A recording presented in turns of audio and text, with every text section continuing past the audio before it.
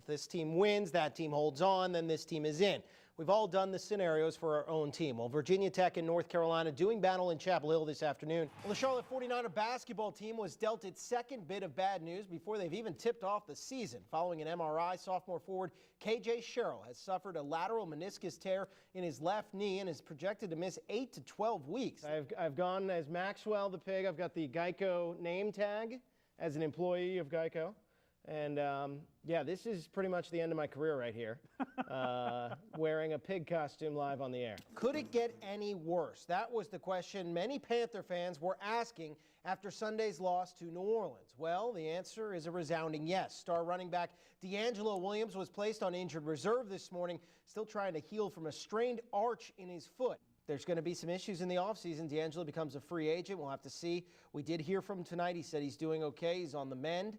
But it's going to be an interesting situation whether they franchise tag him and what they do if they use him for a trade possibility or whether they continue to build around Jonathan Stewart and him. Of course, we expect a new coaching staff to come in, and that's when those decisions might be made. But as News 14 Carolina's Tim Baier reports, one town in North Carolina will be glued to the television set on Sunday night as their favorite son takes to the bump for the San Francisco Giants.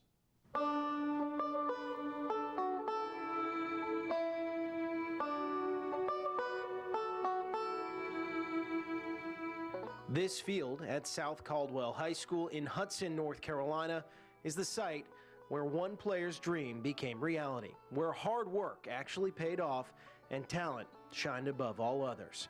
It was 2007, and the senior pitcher Madison Bumgarner was on the mound for the Spartans with hundreds watching on.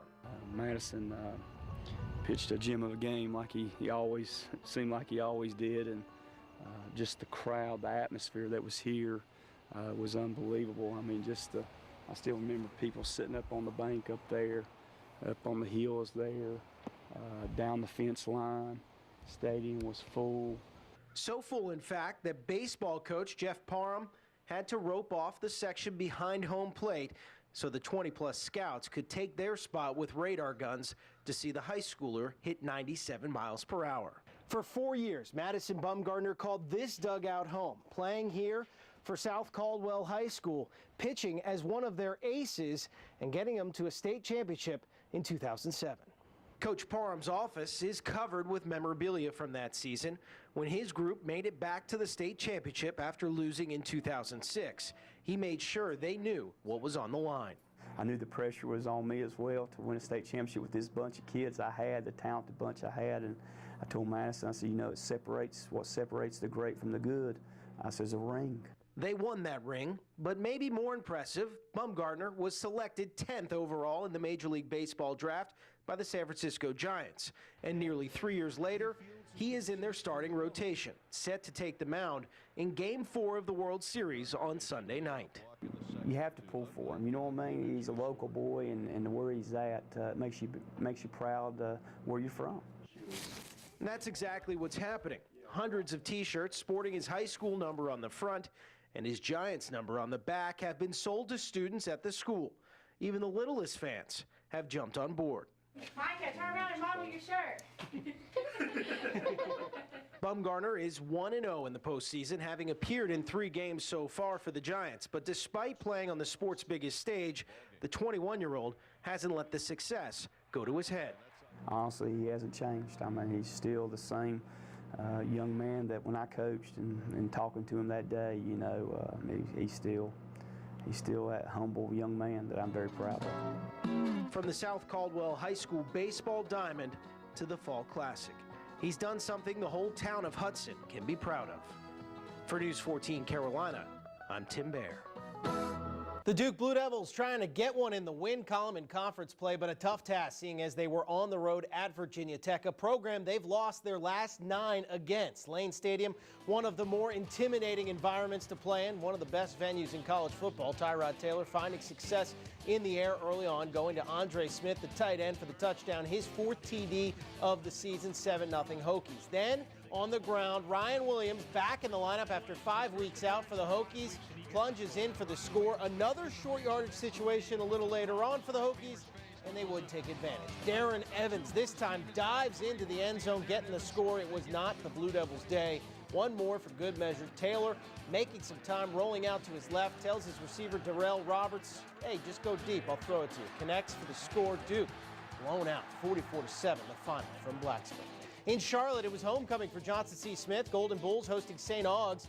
Miss Shakira Randolph was the crowned queen. First quarter, Falcons sticking to the ground game. Walker Sanders goes over 1,000 yards for the season. This one for 45 and a score makes it 14-0 St. Augs. Still in the second, Smith on the St. Augs 15. Ryan Carter wrapped up, but pitches it to Denzel Hartley, and Hartley down to the 7-yard line. But 2 plays later, Carter intercepted by Steven Stanback. The pitch to Mark Hall gives them some good field position. Golden Bulls trying to clean things up, but Smith falling by a final of 34-24. Carolina Panthers continuing their search for their first win of the season on Sunday at home against San Francisco. At 1-5, some fans may be licking their chops at the prospect of a W, but the Panthers will still have to be on their game, seeing as San Fran has lost 3 of those games by a combined 7 points. Matt Moore will step back in at quarterback. He's preparing for everything this 49er defense will throw at him. Sometimes there's no rhyme or reason to what they're doing. They're just they're calling out different coverages and running them, which is kind of different, you know, compared to some other teams. But you know, in a way, you just got to be ready for anything at any time. And you know, they're gonna be ready to play. Being what are they, 1-5, I think. So you know, and coming in here, knowing the state I think we're in, they're gonna be ready to go. So we just gotta play bigger, I guess. Well, let's look at sports for now. Come back at 10 for more college football, including the battle for the Old Mountain Jug between Appalachian State and Western Carolina. We'll see you at 10. On a raucous crowd on hand here at Halton Arena. We've come to expect nothing less from Niner Nation. They always have a good crowd. If you take a look behind me, the action is still going on right now. We're actually in the dunk contest right now. Amanda Dow of the women's basketball team was just trying to dunk a second ago. And here we go, we've got another dunk going up. The mini ball, oh, just barely missing it. But, you know, one of the unique things about the Charlotte 49ers and their basketball programs, both the men and women take part in the madness. And that is something that is unique and that these coaches enjoy. You know, that's the thing about Charlotte I love, is that it's a basketball atmosphere, you know, and it's always been about the men and the women. It's always been about the tradition of both programs, and I'm proud to be here, proud that there is a tradition, and we're going to keep this thing going. Fan support at this university has never been in question. Hundreds of students rushed into the arena just before 9 p.m. to get their first glimpse of this year's teams and to officially welcome their new men's basketball coach, Alan Major. They're phenomenal. You can just hear it in there in the background right now, and it's just a phenomenal home court advantage, and it's great to actually see them all at once. You know, I've seen a Niner Nation shirt here or there on campus, but now to actually see them in one spot where they're here to do what they do, you know, that part's exciting. I told him to enjoy it. You know, you never forget your first moment. You know, I've not forgotten the first madness. You don't forget the first game, the first practice.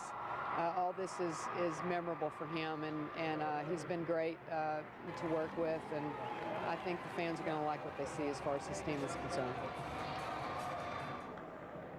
You know, having an opportunity to talk to Coach Major, this is a memorable night for him. His first madness, he is enjoying every moment of it. The dunk contest, the three-point contest, everything that is entailed in this big event. Now, Niner fans are going to want to circle a date on their calendars, November 13th. Now, there are some events before that, but that is a big day because there'll be a doubleheader. Both the men's and women's teams will be playing here at Halton Arena. On the campus of UNC Charlotte, Tim Baier, News 14, Carolina. Your biggest problem, Tim, is that you just continue to take yourself way too seriously. I do, and I need to work on that, and I'm efforting it right now. I don't know how we close the show, but I think we're almost out of time here. Anything more, Piggy? Good night, everyone.